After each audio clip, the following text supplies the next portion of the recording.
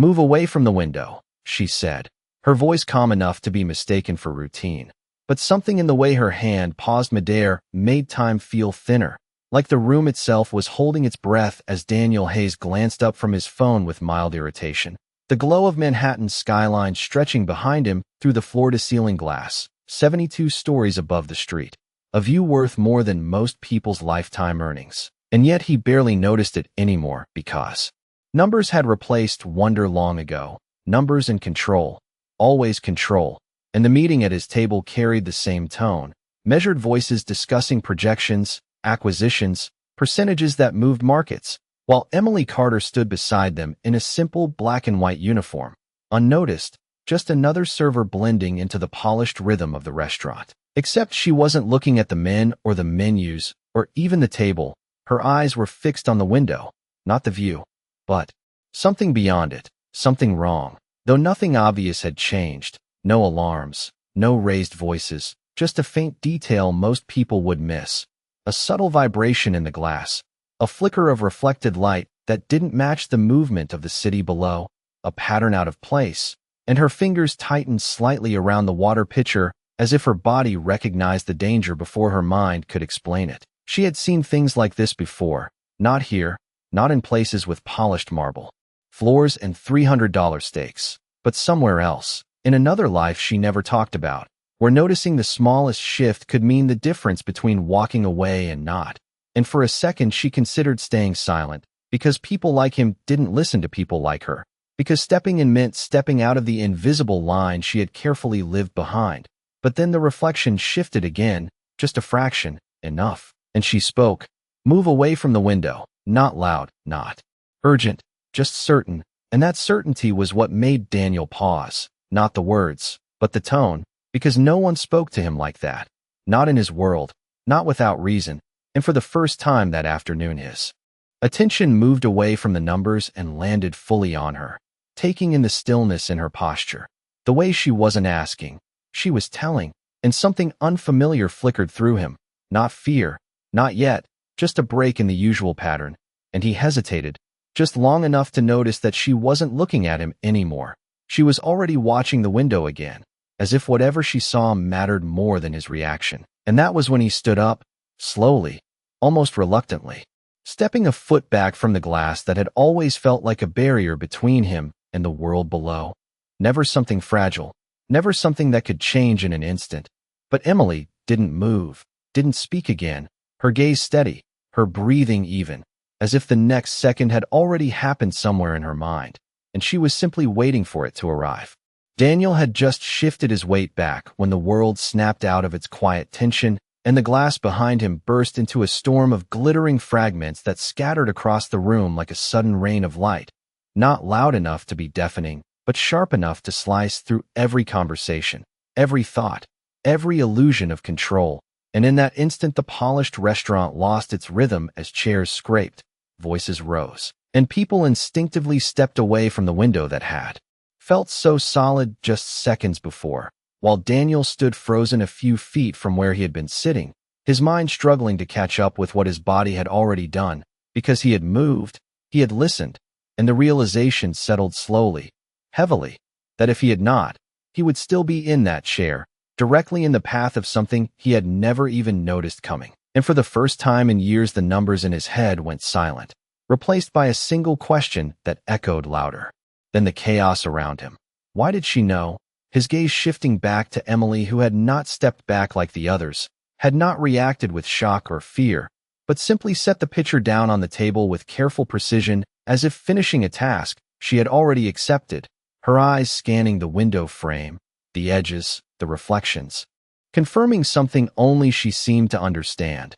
And it was that calm, that quiet certainty, that unsettled him more than the broken glass itself, because it did not look like luck, it looked like recognition, like she had seen the moment before it happened and chosen to act anyway. And as staff rushed in and managers spoke in controlled, urgent tones, trying to restore order without drawing more attention than necessary, Daniel found himself ignoring all of it, his focus locked on her as she finally turned, meeting his eyes without hesitation, without apology, just a steady awareness that made him feel for the first time in a very long time, like he was not the one in control of the room. And he stepped toward her, not with authority, but with something unfamiliar, something closer to uncertainty, and asked quietly, "Who are you?"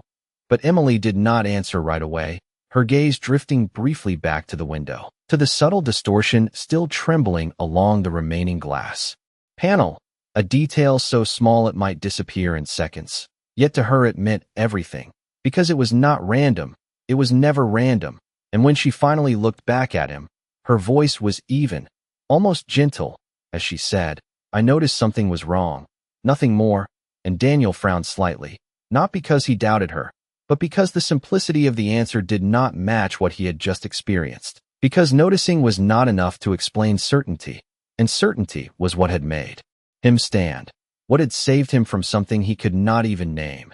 And as the room slowly settled, and the incident was brushed aside as a structural issue, an unfortunate anomaly in a building designed to be flawless, Daniel knew better, because he had seen her face before it happened, the stillness, the focus, the decision. And he realized that whatever she had left unsaid was far more important than anything she had chosen to reveal. And for the first time since he built his empire, Daniel Hayes felt the need to look deeper, not into markets or data or strategies, but into a single quiet person who had just changed the outcome of his day without raising her voice, without asking for anything in return, and somehow that unsettled him more than the shattered window ever could. The restaurant tried to return to normal, but something invisible had shifted, like a quiet line had been crossed that no one could fully explain, and Daniel remained standing longer than necessary, his untouched chair still positioned near the fractured window as staff carefully guided guests away from the area, offering polite reassurances that everything was under control, yet he barely heard them. His attention fixed on Emily as she moved with calm efficiency, helping reset nearby tables. Her hands steady, her posture composed, as if the moment that had just unsettled everyone else was simply another detail in a long list of things she had already processed. And that contrast stayed with him, because he had built his life on predicting outcomes, minimizing risk, staying 3 steps ahead. But this had been different. This had been instinct, immediate and precise, and it did not fit into any system he understood. So he followed her, not in a dramatic way, just enough to close the distance between them as she placed a clean glass on a nearby table. And when she turned, she saw him there, closer now, studying her with a focus that felt less like authority and more like curiosity. And he spoke again, quieter this time, not demanding, but searching. "You did not hesitate. Most people would have second-guessed themselves." And she held his gaze for a moment, not defensive, not proud, just present, and answered simply, "Hesitation wastes time you do not always have." And the words landed differently than he expected, not as a lesson, but as a fact. Something learned somewhere beyond this polished room, and he noticed then the small details he had missed before, the way her eyes moved first to exits, to reflections, to movement, the way she positioned herself slightly angled, never fully turning her back to open space, habits that did not belong to someone who only carried trays and memorized orders. And it made him realize how little he had actually seen when he first looked at her, how quickly he had placed her into a category that required no further attention, and now that category felt completely inadequate. So he asked the question differently. "What did you see?" And this time she paused, not because she did not have an answer, but because she was choosing how much to give, her eyes briefly shifting toward the window again, where the remaining panels still showed a faint ripple when the light hit it at just the right angle. Something structural, something subtle. Something most people would never notice unless they had learned to look for patterns where others saw nothing. And she said, the reflection was wrong. It did not move with the traffic below. It lagged, just slightly. And the explanation was simple, almost too simple, yet it carried a weight that made him realize it was built on experience he did not share.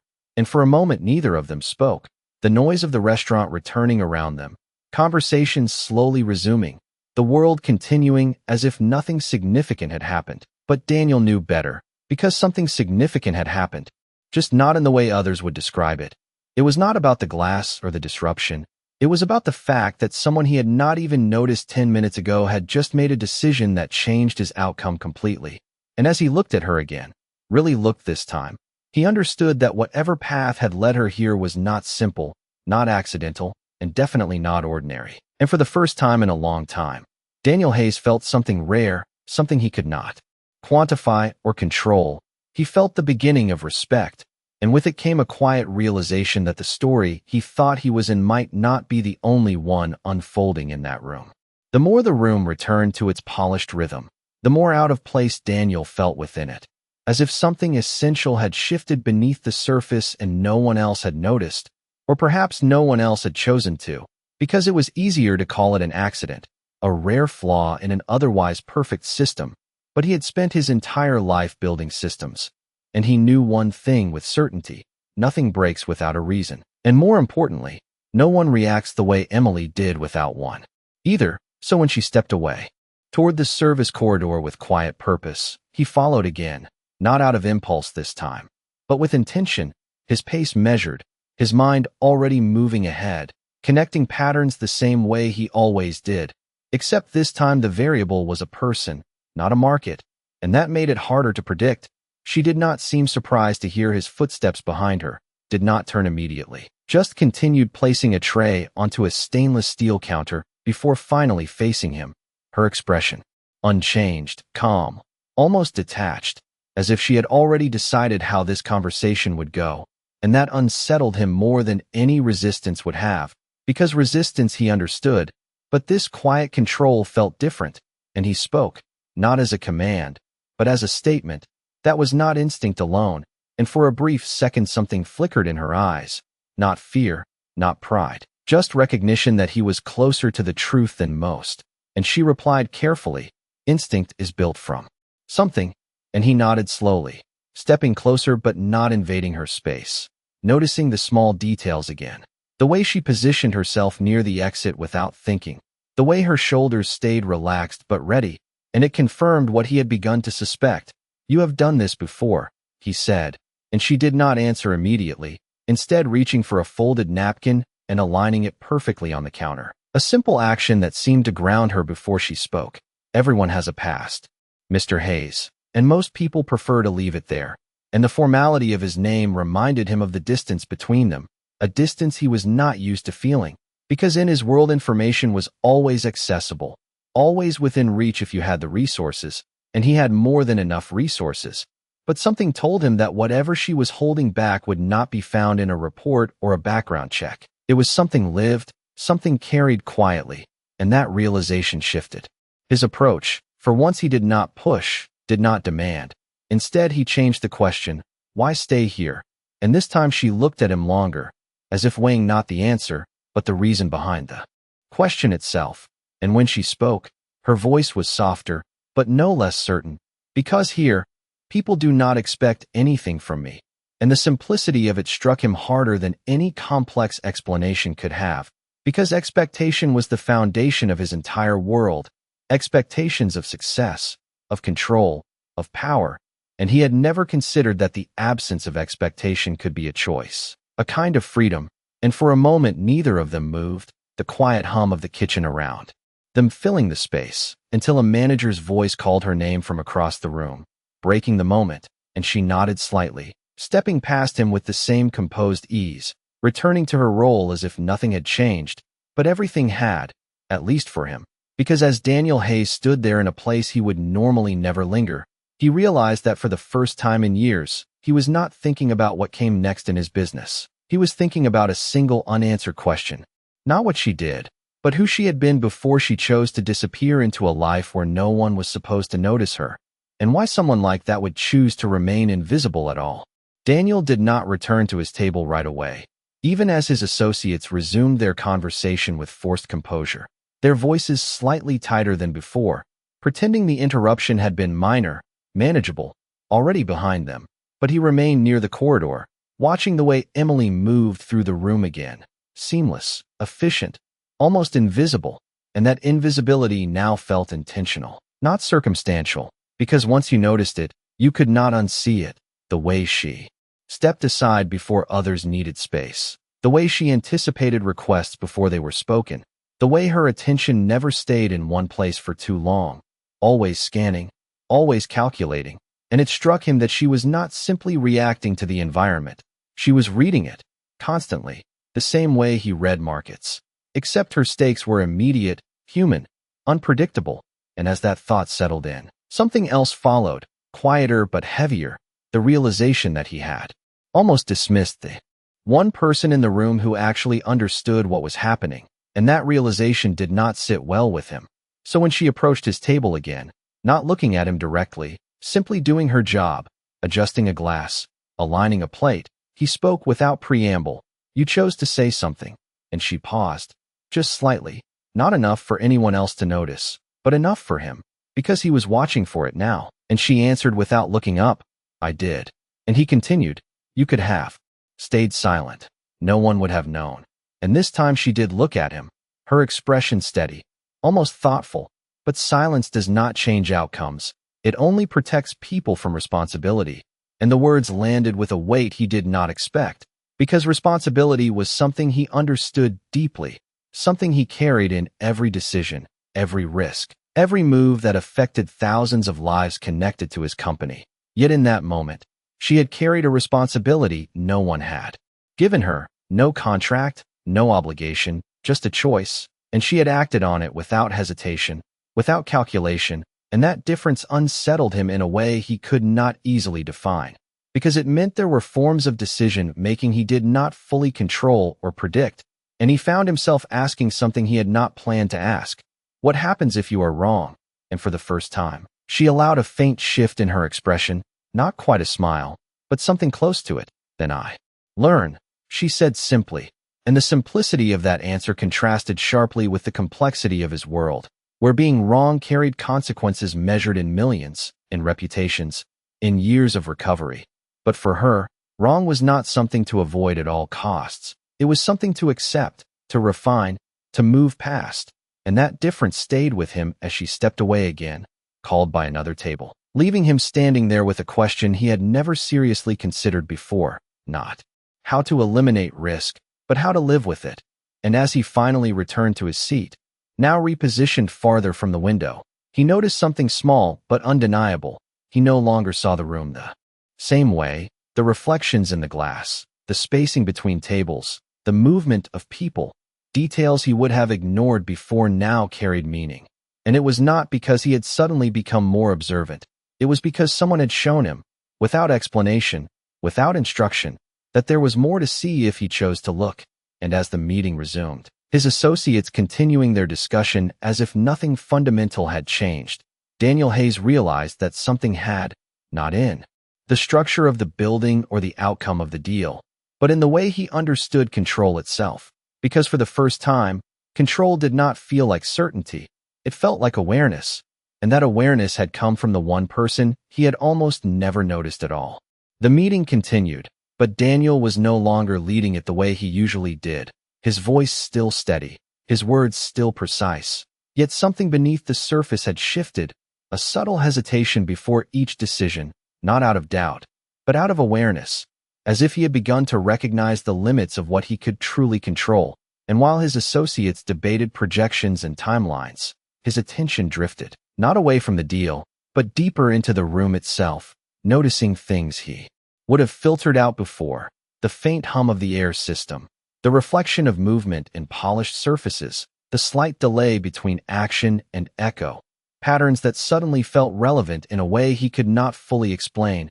And every time his eyes moved, they returned to her, Emily, who continued working without interruption, her presence blending back into the rhythm of the restaurant as if nothing extraordinary had happened. And that contrast stayed with him, because for him, the moment had changed something fundamental. Yet for her, it seemed to be just another decision in a long sequence of quiet choices. And that difference created a question he could not ignore, not about what she did, but about how many times she had done it before without anyone noticing. And the thought unsettled him enough that when the meeting finally reached its natural pause, he closed his folder before anyone else could continue. His associates exchanging brief glances, surprised by the shift, but saying nothing as he stood, adjusting his jacket with the same composed precision he always displayed, except this time. The movement felt less like control and more like preparation, and instead of heading toward the exit as expected, he turned toward the service area again, crossing the distance with quiet intention until he found her near the edge of the dining floor, reviewing an order ticket, her focus complete, her posture unchanged. And when he spoke, it was not to interrupt, but to understand. You see things most people do not. And she did not look surprised by the statement, only lifted her eyes briefly to meet his, as if acknowledging something already obvious, then returned her attention to the paper in her hand before answering. Most people are not looking, and the simplicity of that answer carried more weight than he expected, because it implied that the difference was not ability, but choice, and he considered that for a moment, the idea that awareness itself might be something people avoided, not lacked, and he asked, why? And this time she paused longer, her gaze shifting slightly, not toward the window, not toward him, but somewhere inward, as if the answer was not immediate, or perhaps not one she shared often. Then she said quietly, because noticing changes what you are responsible for. And the words settled between them with a quiet finality that made him understand something he had not considered before. That awareness was not just observation, it was obligation, and that meant every time she noticed something wrong, she had to decide whether to act, whether to step forward, whether to carry the outcome of that decision. And suddenly her earlier choice felt heavier, not simpler, and he found himself asking one more question, not out of curiosity, but out of something closer to respect. And what made you decide this time? And for the first time since the moment at the window, Emily hesitated, just a fraction, her eyes meeting his fully, no distance, no deflection, just a quiet honesty that did not need explanation. And she said, you were close enough to matter, and there was no emphasis, no added meaning, just a statement of fact. Yet it landed deeper than anything else she had said, because in his world, people mattered in numbers, in scale, in impact, but in hers, it seemed, a single distance, a single moment, a single life within reach was enough. And as Daniel stood there, absorbing the simplicity of that truth, he realized that for the first time in years, something had interrupted his patterns in a way that could not be calculated, only understood, and he was not sure yet what that understanding would lead to, only that it would not leave him unchanged. The rest of the afternoon moved forward, but not in the way Daniel was used to, because even as the meeting concluded and his associates gathered their notes, summarizing outcomes with quiet efficiency, he found himself less interested in the final numbers and more aware of something intangible that lingered in the room, a shift he could not assign a value to. And when he finally stepped away from the table, leaving behind the carefully structured world he had built for himself, he did not head toward the exit immediately. Instead, he paused near the window again, now cleared and temporarily sealed, the city still stretching endlessly below, unchanged, indifferent, and for the first time he did not see it as a symbol of control, but as a reminder of how much existed beyond it, beyond his reach, beyond his calculations. And that thought stayed with him as he turned back, searching for her again, not out of urgency, but with a quieter intention. And when he found Emily near the far end of the dining floor, assisting another table with the same composed presence, he waited this time, did not interrupt, simply observed the way she listened, the way she responded, the way she moved through each interaction without drawing attention to herself, yet somehow leaving each space more stable than she found it.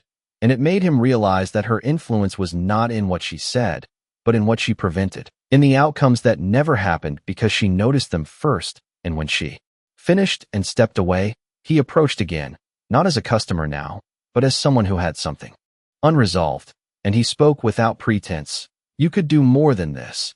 And she looked at him with a calm that did not reject the idea, but did not accept it either, just acknowledged it as another perspective. And she answered, more is not always better. And the response was simple, but it challenged something fundamental in him, because his entire life had been built on the pursuit of more growth, more reach, more influence. And he had never seriously questioned whether more always meant better. And for a moment he considered arguing, offering opportunities, resources, positions that would place her in environments where her awareness could be scaled, amplified, made visible. But something stopped him, not hesitation, but recognition, the understanding that what made her effective might not survive in the kind of world he controlled, where everything was measured, monitored, and expected to perform on demand. and instead he asked a different question, one that felt less like a proposal and more like an attempt to understand her choice. Do you ever get tired of being unseen? And this time she did allow a small change in her expression, not discomfort, but reflection, as if the question touched something real, something not often spoken, and she took a moment before answering, her eyes briefly moving across the room, taking in the people, the space, the subtle patterns still unfolding around them. Then she said quietly, being unseen is not the same as being unnoticed, and the distinction settled into him slowly, because it suggested that visibility and recognition were not the same thing, that someone could move through the world without being the center of attention and still be fully aware, fully present, fully impactful in ways that did not require acknowledgement. And as he stood there, processing that difference, he realized that for the first time in years, he was not trying to change the outcome of a conversation. He was allowing it to change him, and that realization carried a weight he did not yet fully understand, only that it mattered. And as Emily stepped past him again, returning to her work without pause, Daniel Hayes remained where he was for a moment longer, not because he had more to say, but because he had finally reached a point where saying less felt like the more meaningful choice. And in that silence, he began to understand that control was not always about directing what happens next. Sometimes it was about recognizing what had already happened and choosing to see it clearly. The evening light began to soften across the skyline, turning the glass and steel of the city into something warmer, almost reflective in a way that made everything feel quieter than it had just an hour before. And Daniel remained longer than he had planned, long after his associates had left, long after the urgency of the meeting had dissolved into something distant and irrelevant. Because what held his attention now was not a deal or a decision, but a presence, and he found himself watching Emily one last time before leaving, not with curiosity anymore, but with a kind of understanding that was still forming, incomplete but undeniable. And as she moved between tables, her pace steady, her awareness constant, he noticed something else, something subtle that had not been there before, or perhaps had always been there, and he had only just learned to see it. The way other staff began to rely on her without realizing it, small glances in her direction, slight adjustments in their movements that aligned with hers, as if she set a rhythm no one acknowledged but everyone followed. And it made him realize that influence did not always announce itself. Sometimes it existed quietly, shaping outcomes without recognition, and that realization stayed with him as he finally turned toward the exit, his steps slower than usual, not out of hesitation, but because he knew something within him had shifted in a way that would not reverse once he walked out those doors. And just before he reached them, he paused, not dramatically, just enough to look back once more. And in that moment, Emily looked up, their eyes meeting across the distance. No words exchanged, no gestures made, just a brief connection that held more meaning than anything they had said. And he gave a slight nod, not as a customer, not as a man of authority, but as someone acknowledging something real, something earned, and she returned it just as simply before continuing her work. And that was enough, more than enough, because as Daniel stepped out into the evening air, the city felt different, not because it had changed, but because he had. The noise, the movement, the constant urgency of everything around him now carried a layer he had not noticed before, a pattern beneath the surface. And as his car door opened and he slid into the back seat, his driver, waiting for instructions, he did not answer immediately. Instead, he looked out through the window, not at the skyline as a whole, but at the reflections within it, the small distortions, the subtle shifts, details he would have ignored without a second thought just hours ago. And he realized that awareness was not something you could turn off once it was given to you. It stayed. It reshaped the way you saw everything. And for the first time in a long time, Daniel Hayes did not reach for his phone, did not check updates or messages. He simply sat in the quiet, observing, processing, allowing the moment to settle. And somewhere in that stillness, a new question formed, not about what he could control next, but about what he had been missing all along. And as the car finally pulled away from the curb, merging into the steady flow of the city, he understood that whatever answer he was looking for would not be found in numbers or strategy, but in the kind of attention he had only just begun to learn, the kind that required him to slow down, to notice, to accept that not everything important demanded to be seen. Some things simply waited for someone willing to look closely enough.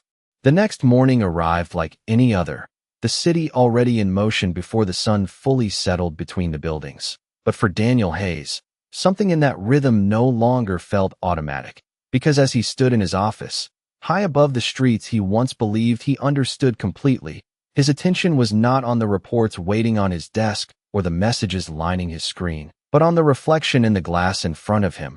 Subtle distortions he now noticed without effort, slight shifts in light, movement layered within movement, details that had always been there but had never mattered until someone showed him they could, and that realization followed him into his day, into meetings where voices spoke with confidence he used to share, into decisions that once felt clear but now carried an added weight of awareness, and it did not slow him down, it sharpened him, but in a different way, not by controlling outcomes, but by recognizing variables he had ignored.